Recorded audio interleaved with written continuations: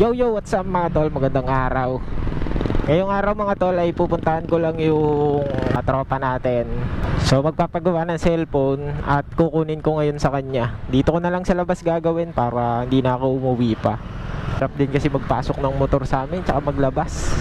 So mas mainam dito ko na lang talaga gawin sa labas. Saglit lang din naman yun. Inaantay na ata ako doon mga tol sa pagdadalahan niya. Kukunin na lang natin. So, ang sira ng cellphone mga tol, as usual, LCD. So, kunin muna natin. Chat-chat kita ha. Oras kaya yun? Saglit lang to. Dito ko na lang to sa tambayan gagawin. Yan. Ah.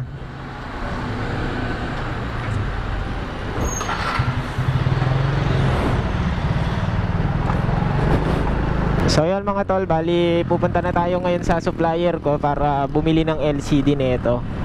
Batang yon ay napakalapit sa akin yan.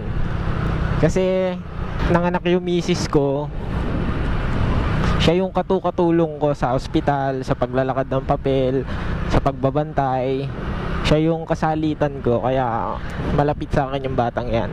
Wala namang budget yan na malaki, kaya hindi naman natin pwedeng singilan ng malaki.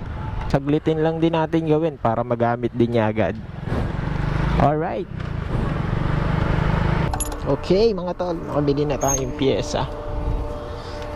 Ay, sarap ng init. Hindi na tayo naiinitan eh. Lagi na tayo nakakulong sa bahay eh. Ay, sana makabiyahe tayo sa Lalabo.